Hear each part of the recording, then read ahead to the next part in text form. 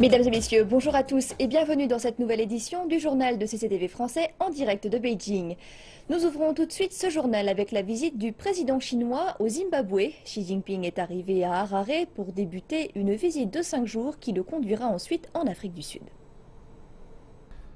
Le président chinois va rencontrer son homologue zimbabwéen Robert Mugabe lors de son séjour à Harare. Les deux dirigeants doivent planifier la progression des relations amicales entre les deux pays.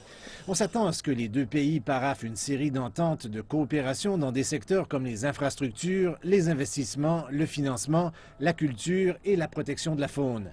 M. Mugabe a déclaré récemment lors d'une interview accordée à l'agence de presse chinoise qu'il espère que la Chine va aider le Zimbabwe à réaliser plusieurs projets économiques et d'intérêt public importants dans le but d'accélérer le développement socio-économique du pays. Le président Xi est accompagné d'une importante délégation chinoise qui se rendra du Zimbabwe à Johannesburg mercredi en préparation du 6e forum de coopération sino-africain. La visite de Xi Jinping coïncide avec le 35e anniversaire de l'établissement des relations diplomatiques entre la Chine et le Zimbabwe. Il s'agit du premier voyage en Chine de Xi Jinping et de la première visite d'État d'un président chinois dans un pays d'Afrique depuis 1996. Après plus d'une décennie de crise économique, le Zimbabwe semble rebondir avec d'importants investissements dans des projets de développement et d'infrastructures. Plusieurs experts estiment que le redressement économique de ce pays est une conséquence de son partenariat avec la Chine. Lors d'un entretien exclusif accordé à CCTV, l'ancien ambassadeur du Zimbabwe en Chine a affirmé que la visite du président Xi Jinping aidera à donner un coup de pouce au Zimbabwe. Now, this is a big chance for China to support Zimbabwe in the economic sphere, and Zimbabwe is a very resource-rich country. C'est une grande chance pour la Chine de soutenir le Zimbabwe dans la sphère économique parce que le Zimbabwe est un pays très riche en ressources. La population est très instruite et nous avons de très bonnes infrastructures par rapport aux normes africaines. Mais nous avons besoin de capitaux à grande échelle et cette visite vient au bon moment alors que la Chine devient un exportateur net de capitaux. Ces entreprises prennent de plus en plus d'importance sur la scène internationale. Je pense que la présence du président Xi Jinping va donner un coup de pouce pour stimuler l'économie et ouvrir un nouveau chapitre dans l'histoire des relations entre la Chine et le Zimbabwe dans les secteurs de l'économie, du commerce, de l'ouverture des marchés mondiaux et de la technologie. C'est ce que nous espérons. Il s'agit d'un nouveau départ dans l'histoire des deux pays qui ont une longue amitié. Cela va propulser les relations entre la Chine et l'Afrique à un nouveau niveau. Je me souviens que le premier forum sur la coopération sino-africaine a été organisé en 2000. J'ai participé au deuxième forum à Addis Abeba et le volume commercial entre la Chine et l'Afrique à cette époque se chiffrait seulement à environ 8 milliards de dollars. Maintenant, on parle de 220 milliards. C'est presque une augmentation exponentielle dans la relation entre la Chine et l'Afrique. C'est l'économie qui figurera en tête des discussions entre les présidents zimbabwéens et chinois. L'an dernier, le président Robert Mugabe s'était rendu à Beijing où il avait signé une série d'accords avec le président Xi Jinping. Ces accords couvraient le développement d'infrastructures, l'énergie et la production d'électricité, l'eau et l'agriculture. La visite du président chinois devrait permettre de mettre en mouvement ces accords. Le premier élément clé que notre gouvernement veut est probablement le peuple du Zimbabwe et la clarification et la finalisation des choses qui sont appelées les méga-contrats, c'est-à-dire les contrats commerciaux et accords de prêts bilatéraux qui ont été signés par les gouvernements zimbabwéens et chinois et par les entreprises. Au-delà du financement de son développement, le Zimbabwe cherche à développer ses relations commerciales avec la Chine, qui est déjà l'un de ses principaux partenaires économiques.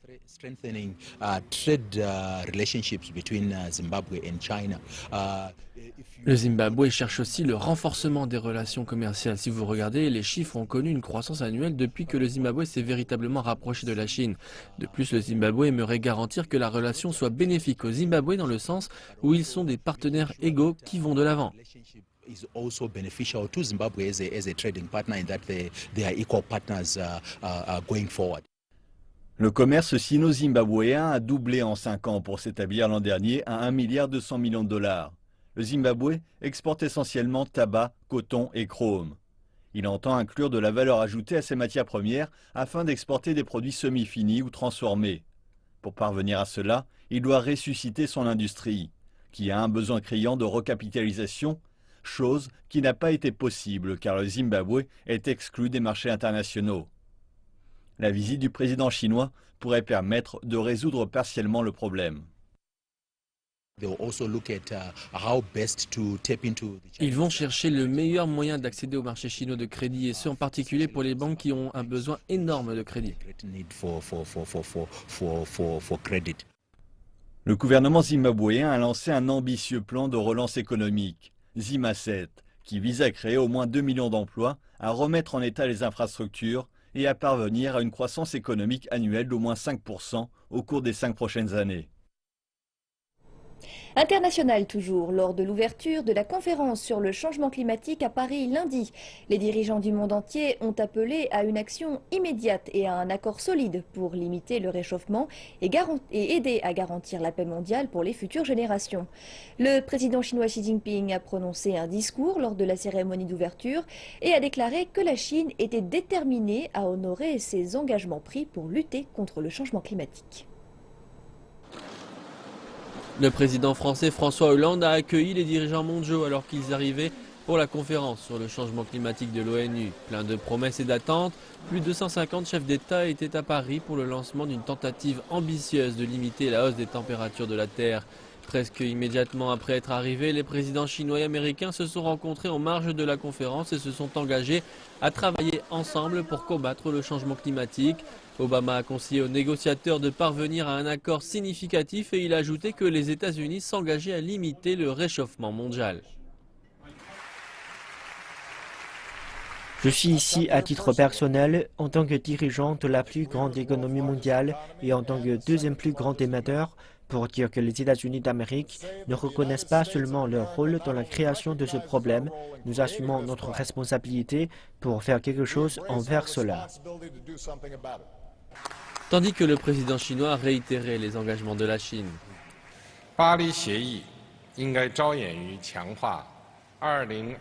L'accord de Paris doit se concentrer sur le renforcement des actions mondiales post-2020 sur le changement climatique et encourager les efforts mondiaux pour poursuivre un développement durable. L'accord de Paris doit aider à satisfaire les objectifs de la Convention cadre des Nations Unies sur le changement climatique et tracer la voie au développement vert, suivre les principes et les règles formulées lors de la Convention cadre des Nations Unies sur le changement climatique, contribuer à leur mise en application totale et effective, établir un contrôle réel de l'augmentation de la concentration atmosphérique des gaz à effet de serre et encourager les pays à poursuivre un développement vert, circulaire et à faibles émissions. L'accord doit aider à galvaniser les efforts mondiaux, encourager une forte participation et enfin offrir des dispositions institutionnelles qui propulsent les pays à faire des efforts concertés.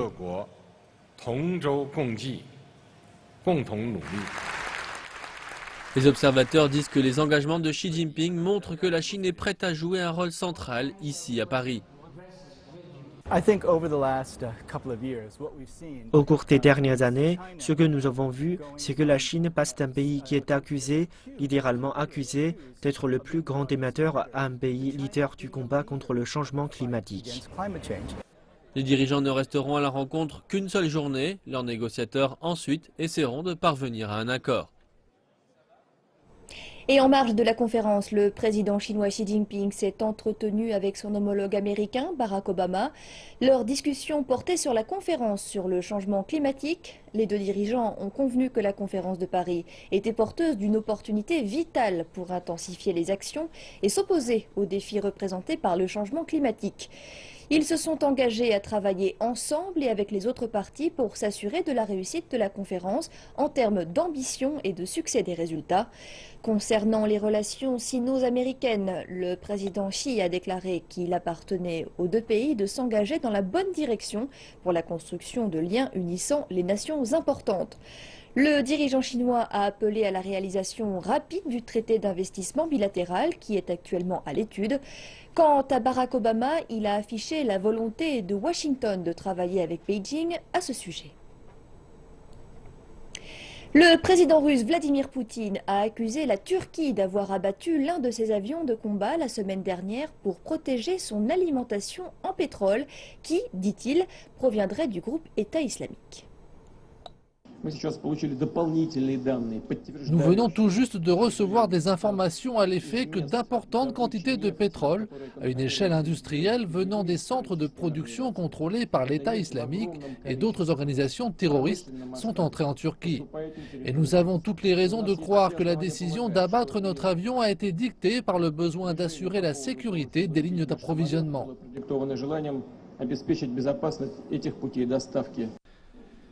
Vladimir Poutine a fait cette déclaration tout juste après avoir refusé de rencontrer le président turc Recep Tayyip Erdogan en marge de la conférence sur le climat à Paris.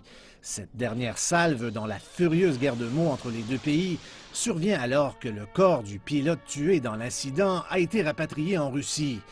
Le ministre russe de la Défense a accueilli l'avion transportant le corps d'Oleg Peshkov près de Moscou. La dépouille avait d'abord été transférée de Syrie en Turquie avant d'être remise à des diplomates russes. Les deux militaires russes à bord de l'avion qui a été abattu le 24 novembre ont réussi à s'éjecter de l'appareil et à atterrir du côté syrien de la frontière. Le ministre russe de la Défense a expliqué que Peshkov a été abattu par des coups de feu une fois sur la terre ferme. L'autre pilote, Konstantin Mourakhtin, a été secouru par les forces spéciales russes et syriennes. Un autre militaire russe a aussi été tué lors de l'opération de sauvetage. Nous passons maintenant aux actualités chinoises dans cette seconde partie d'édition et nous commençons avec de l'économie. Le bureau exécutif du Fonds monétaire international a approuvé l'inclusion du renminbi, la devise chinoise, dans son panier de droits de tirage spéciaux en tant que devise de réserve internationale. Effectif à compter d'octobre 2016, le renminbi sera inclus dans les paniers des droits de tirage spéciaux en tant que cinquième devise avec le dollar américain, l'euro, le yen japonais et la livre britannique. Il s'agit du plus grand changement des droits de tirage spéciaux du FMI depuis l'inclusion de l'euro en 1999. Le yuan chinois ou renminbi fait désormais partie de ce club très exclusif.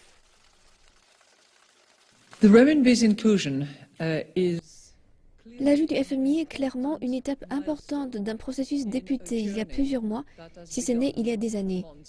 Un voyage qui est une transition vers davantage de principes liés au marché dans le cadre macroéconomique de la Chine. Pour rejoindre les droits de tirage spéciaux, une nation doit être un large exportateur, un statut obtenu par la Chine il y a déjà fort longtemps. Ils ont plus d'échanges que n'importe quel autre pays au monde. Et désormais, ils ont un contrat pétrolier de référence qu'ils négocient en yuan. Ils font beaucoup de commerce avec l'Est et l'Est grossit, tout comme leur puissance vers les nations de l'Est. Un second critère du FMI est de disposer d'une devise qui est librement utilisable. Au cours des dernières années, la Chine a mis en œuvre de nombreuses réformes afin que cela se produise, tout comme injecter davantage de yuan dans la circulation mondiale.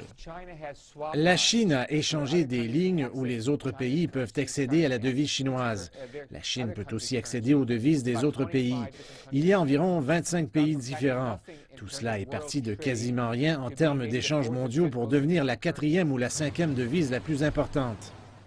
La réalité est que le FMI reconnaît désormais cette situation de manière officielle. Je pense que la chose première pour la Chine est le prestige. C'est quelque chose de très prestigieux sur la scène internationale que d'être considéré comme une devise de réserve. Cela montre que la Chine s'oriente vers une devise plus flexible et est acceptée par les économies mondiales comme l'un des principaux leaders. Le bureau du FMI a révélé les 5 devises et leur poids. 41,73% pour le dollar américain, 30,93% pour l'euro, 10,9% pour le yuan chinois, 8,33% pour le yen japonais et 8,08% pour la livre britannique. Cela sera effectif à compter d'octobre de l'année prochaine, quand le yuan sera officiellement intégré au panier des droits de tirage spéciaux. Et le poids du yuan sera légèrement supérieur à celui du yen et de la livre. Obtenir le tampon approbateur du FMI va aider la Chine à internationaliser sa devise. Par la suite, les économistes prédisent que nous verrons davantage de gouvernements détenir des quantités importantes de renminbi en tant que partie de leurs réserves en devises étrangères. La Banque centrale de Chine a salué la décision du FMI d'inclure le yuan dans le panier des droits de tirage spéciaux. Elle a précisé qu'il s'agissait là d'une reconnaissance du développement économique de la Chine, de ses réformes et de son ouverture. La Banque centrale chinoise envisage de continuer à pousser les réformes orientées vers le marché. La Banque populaire de Chine a annoncé mardi matin que l'inclusion permettrait d'accroître la représentativité et l'attractivité des droits de tirage spéciaux et que cela aiderait à améliorer le système monétaire international actuel. Dans sa déclaration postée sur Internet, la Banque populaire de Chine a déclaré que ce geste bénéficiera tant à la Chine qu'au reste du monde. Cela signifie également que la communauté internationale s'attend à ce que la Chine joue un plus grand rôle dans le système financier et économique international. Après avoir rejoint le panier des DTS, les étapes vers plus de réformes financières ne vont pas ralentir. Nous allons pousser nos réformes orientées sur le marché en fonction du mécanisme d'établissement du taux actuel. Désormais, nous disposons du régime de taux de change flottant. Nous sommes pleinement capables de maintenir la stabilité des échanges du yuan avec l'étranger à un taux de change raisonnable. Le vice-gouverneur Yi Gang a ajouté qu'il n'y avait pas de base pour la dépréciation continue du yuan, alors que le pays maintient un taux de croissance de moyen à élevé. Que pourrions-nous attendre si la devise était plus flexible sur des mouvements à deux voies? Rejoindre le panier des DTS permettra à l'avenir de compléter le cadre de la politique monétaire du pays, selon lui, mais n'aura pas d'impact majeur sur l'indépendance de la Banque centrale vis-à-vis de la politique monétaire. La Chine vient de publier son indice des directeurs d'achat pour le mois de novembre. Il s'établit à 49,6, soit 0,2 points de moins que le mois précédent. Par ailleurs, pour les activités non manufacturières, il s'élève à 53,6, soit un demi-point de plus qu'en octobre. L'activité manufacturière chinoise a reculé en novembre. L'indice des directeurs d'achat est inférieur aux prévisions et reste dans la zone de contraction pour le 4e mois consécutif.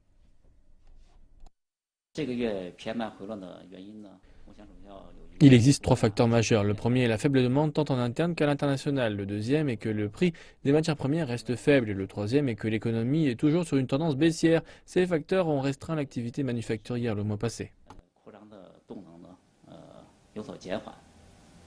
Les usines consommant le plus d'énergie ont connu les pertes les plus fortes. Mais dans le même temps, les secteurs des hautes technologies, de l'équipement et de la manufacture de biens de consommation ont continué à croître. Par ailleurs, les activités non manufacturières ont enregistré une croissance grâce au secteur des services. Cela, notamment en raison de la frénésie de shopping du 11 novembre. Le gros, la vente au détail, les télécommunications et les logiciels informatiques, la banque, les actions, les assurances et les services de proximité sont au-dessus des 50, ce qui confirme la tendance à l'expansion.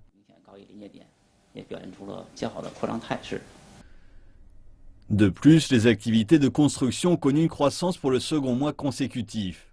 L'indice des nouvelles commandes et celui des prix des ventes du secteur immobilier ont tous deux augmenté. L'Institut pour le dialogue mondial, qui se trouve à Pretoria, en Afrique du Sud, a accueilli le 30 novembre dernier une conférence intitulée « Le sommet de Johannesburg du Forum de coopération Chine-Afrique par l'horizon non gouvernemental ». Y étaient présents des experts, des représentants d'ONG et des médias des deux pays. Ces derniers ont procédé à des discussions pour savoir comment promouvoir davantage la coopération et les échanges entre les peuples chinois et africains. La conférence ayant pour thème les échanges, la coopération entre les peuples des deux pays fait partie d'une série d'événements dans le cadre de l'année de la Chine en Afrique du Sud. Organisée par entre autres partenaires le réseau des ONG chinoises pour les échanges internationaux ou CNIE, la conférence sera accompagnée de séminaires, d'expositions de photos, de produits artisanaux, de calligraphie et de peinture. Les participants ont discuté des progrès réalisés dans le cadre des échanges entre la Chine et l'Afrique du Sud et partagé leurs attentes quant au sommet de Johannesburg. Les échanges entre la Chine et l'Afrique ont pour but de renforcer l'amitié entre les peuples et de promouvoir leur coopération. Ce qui donnera une base solide pour les relations sino-africaines du fait de la mise en avant de cette volonté des peuples. Ces dernières années, les liens économiques se sont multipliés entre la Chine et l'Afrique du Sud. La Chine est le premier partenaire commercial de l'Afrique du Sud et l'Afrique du Sud le premier partenaire commercial africain de la Chine. Environ 300 000 Chinois habitent en Afrique du Sud, ce qui stimule davantage la coopération non gouvernementale entre les peuples.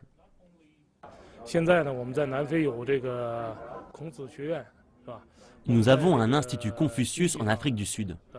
Sur le plan économique, en plus du commerce, nous multiplions les investissements l'un envers l'autre. Des compagnies sud-africaines investissent en Chine et vice-versa. Les relations bilatérales se développent bien sur les plans politiques, économiques et culturels. Et contrairement aux idées reçues sur l'Afrique du Sud, le pays dispose d'infrastructures et de systèmes industriels performants. En tant que membre des BRICS, l'Afrique du Sud a de nombreux points communs avec la Chine. Le pays est appelé l'usine de l'Afrique et la Chine l'usine du monde. Et également, les deux pays ont des opportunités et des défis similaires. Je pense qu'à l'avenir, les Chinois seront plus riches. Leur pouvoir d'achat augmentera et ils voyageront plus. L'Afrique exporte de plus en plus de produits vers la Chine. Nous attendons davantage de touristes chinois. Par la fenêtre, nous voyons nos splendides paysages. Nous avons de plus en plus d'opportunités de coopération. Le développement de l'économie chinoise est important pour nous. Nous espérons qu'il y aura un résultat gagnant-gagnant.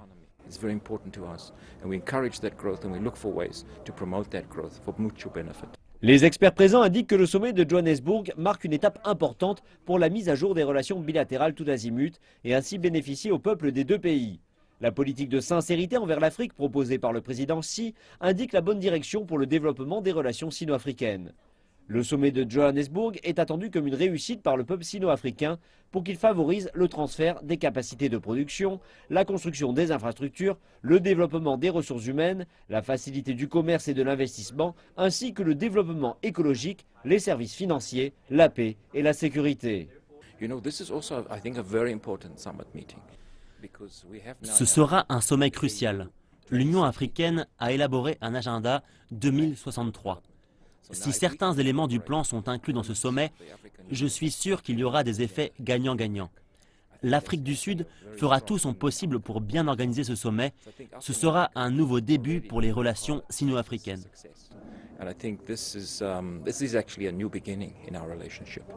Depuis 2000, le Forum de coopération Chine-Afrique se réunit une fois tous les 3 ans, passant en revue la coopération sino-africaine au cours des 3 années écoulées et élaborant des projets pour les 3 années à venir.